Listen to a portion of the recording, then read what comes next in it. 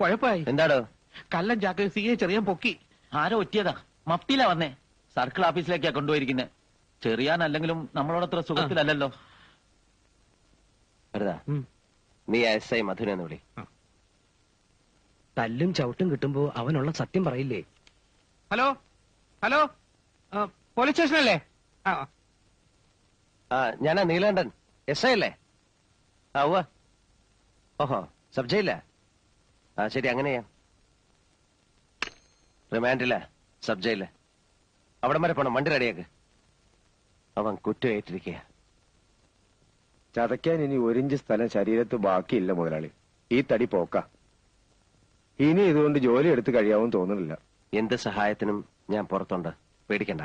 എന്നങ്ങനെ ഒരു വാക്ക് പറഞ്ഞുകൊണ്ടായില്ലോ സാറേ. പിന്നെ വളച്ചു കെട്ടാതെ കാര്യം ഞാനങ്ങ് പറയാം. ഒരു തുക കൈ കിട്ടണം. പെണ്ണും പിള്ളേരും പട്ടിണിയായിരുന്നല്ലോ. എന്താ വേണ്ട? 5 ലക്ഷം. ഇതിലൊരു പേശല് വേണ്ട. എന്റെ അളിയൻ വരും.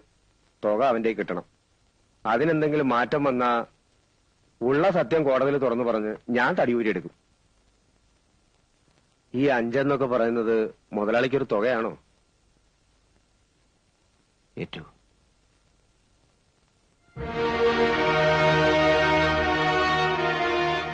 അവൻ സന്ദർഭം മുതലെടുക്കുകയാണ്. കള്ളപ്പന്നി. ഇനി അത് നോക്കണ്ട. പെട്ടുപോയില്ലേ? എങ്ങനെയെങ്കിലും തലയൂരി എടുക്കുകയാണ് ഇപ്പൊ വേണ്ടത്.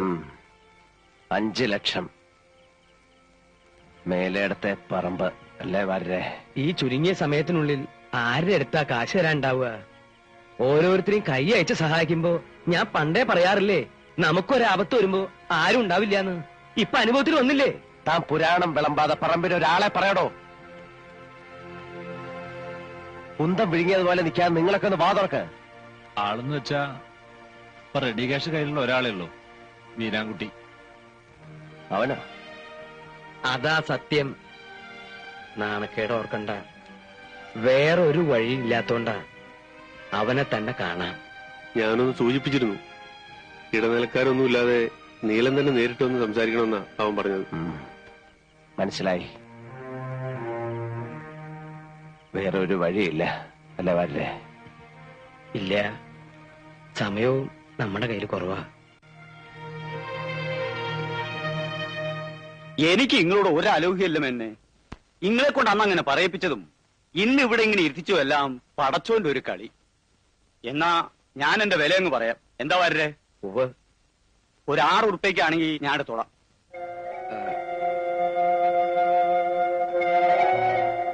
വീരാൻകുട്ടി, അത് വല്ലാണ്ട് കുറവല്ലേ? സെന്റിനൊരു... എനിക്ക് കൂടുതലൊന്നും പറയാനില്ല. സമ്മതമാണെങ്കിൽ കച്ചവടം ഉറപ്പിക്കാം. ഫുൾ ക്യാഷ് ഇപ്പൊ തന്നെ കൈത്തരും.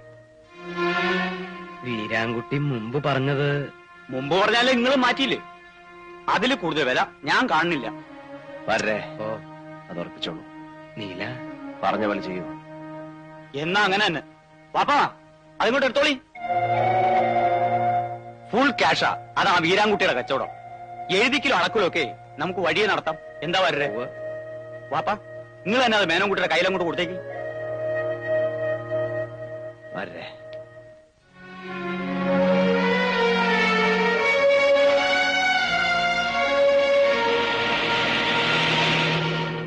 മേലയിടത്തെ പറമ്പ് കയ്യിന്ന് പോയിന്ന് വെച്ചാ വരുമാനത്തിന്റെ 1/3 നഷ്ടപ്പെട്ടു എന്നാ. ഏത് കണ്ണുപൊട്ടനും 10-12 രൂപ തരുന്ന വസ്തുവാ 6 രൂപയ്ക്ക് അവൻ തട്ടിയെടുത്തത്. പോട്ടെ വരേ, അങ്ങനെ നഷ്ടപ്പെട്ടത് എന്തെല്ലാം ഉണ്ട്. വരേ, ഞാൻ എന്താണോ ഇങ്ങനെ ആയിപ്പോയത്? താൻ ചിന്തിച്ചിട്ടുണ്ടോ അത്? ചിന്തിച്ചിട്ട് ഒരു എത്തും പിടിയും കിട്ടാത്ത കാര്യ. ആ തലവര, അല്ലാതെ എന്താ ഞാൻ പറയാ? എന്നാ ഇനി ചിന്തിച്ച് ഞാൻ പ്രയാസപ്പെടണ്ട. ഞാൻ ഇങ്ങനെ തന്നെയാ. അതെന്താ എന്ന് ചോദിച്ചാ ഞാൻ അങ്ങനെ തന്നെ, അത്ര തന്നെ. ഇതൊന്നും അല്ലാത്തൊരു നീലണ്ടെന്ന് വെച്ചാ അത് മറ്റാരും ആയി പോവും.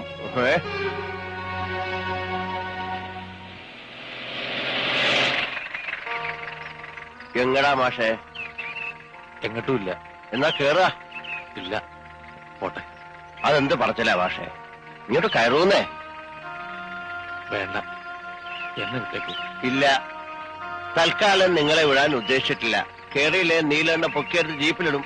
നല്ല കുട്ടിയായിട്ട് കേറിക്കേ.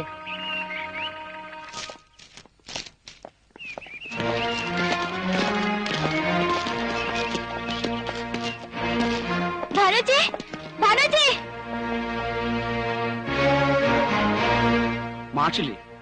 ആരാ? അർബൻ ബാങ്കിൽ നിന്നാ. Revenue recovery. കൊടുക്കാവുന്ന അവധിയെല്ലാം കഴിഞ്ഞു.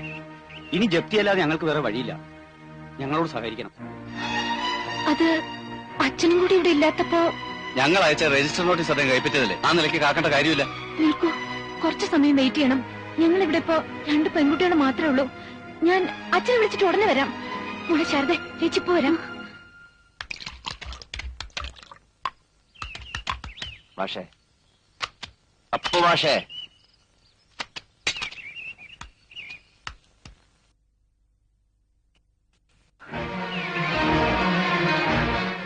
എങ്ങട്ടാ കുട്ടിയെ നട്ടുച്ചയ്ക്ക് മണ്ടണേ?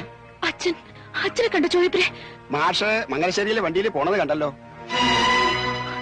എന്താ കാര്യം? മാഷ് ഇങ്ങനെ മിണ്ടാട്ടം ഇല്ലാതിരിക്കണേ എനിക്ക് ഇഷ്ടമല്ല കേട്ടോ. ഞാൻ പറഞ്ഞില്ലേ മാഷേ, എനിക്കതിലെ പ്രയാസമുണ്ട്. അങ്ങനെ സംഭവിക്കാൻ പാടില്ലായിരുന്നു.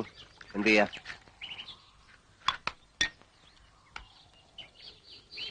പിന്നെ മോളുടെ തീരുമാനം അത് മാറ്റിയെടുക്കാം. അങ്ങനെ ഒരു പിടിവാശിയുണ്ടോ? എന്താ തനിക്ക് മാത്രമേ വാശി പാടുള്ളൂ? അവളൊരു ഗതിയില്ലാത്തവന്റെ മോളായതുകൊണ്ട് നാണവും മാനവും പാടില്ലെന്നാ? എല്ലാം എല്ലാം എത്രയോ കാലമായിട്ട് ഞാൻ എന്റെ മോളെ കുറിച്ച് കണ്ട സ്വപ്നങ്ങൾ മുഴുവൻ ചവിട്ടി അരച്ച് കളഞ്ഞില്ലേ താൻ? എന്നിട്ട് തനിക്ക് എന്ത് കിട്ടിയടോ നീലകണ്ഠ? തന്റെ ധാർഷ്ട്യം അഴിച്ചുമാറ്റി ആ ചെലങ്കയിലെ ഓരോ മണികളും ആ കുട്ടി എത്രയോ വർഷത്തെ കണ്ണീര് കൊണ്ട് ഉരുക്കിയെടുത്തതാണെന്ന് തനിക്കറിയോ? അറിയില്ല.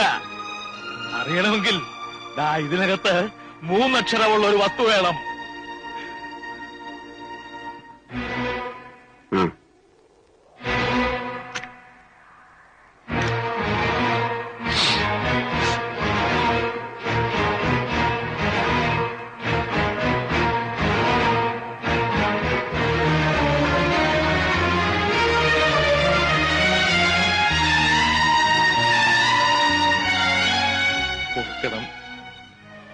ഉള്ളിലെ വേദന എല്ലാം കൂടെ പുറത്തു വന്നപ്പോ കണ്ണു കണ്ടില്ല.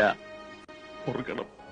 പക്ഷേ ആശ്വസിപ്പിക്കാൻ പറയേണ്ട നല്ല വാക്കുകളൊന്നും എന്റെ നാക്കിൽ വരില്ല. ഹൃദയമില്ലാത്തവനാ, ദുഷ്ടനാ. പക്ഷേ നിങ്ങളുടെ ഈ കണ്ണീര് എന്റെ ഉള്ളിൽ വീണ് പൊള്ളുന്നുണ്ട്. അതെനിക്ക് നെഞ്ചുകേറി കാണിച്ചു തരാൻ കഴിയില്ല. കുറ്റമേറ്റു പറഞ്ഞും പ്രായച്ചിത്തം ചെയ്തും അനുഭവമില്ല. പക്ഷേ നിങ്ങൾക്ക് വേണ്ടി പറയൂ, ഞാൻ എന്ത് വേണം പറയൂ മാഷേ. ഈ മുഖത്ത് നോക്കി ദേഷ്യം എന്ന് പറയാൻ പോലും എനിക്ക് പറ്റുന്നില്ലല്ലോ ഈശ്വര.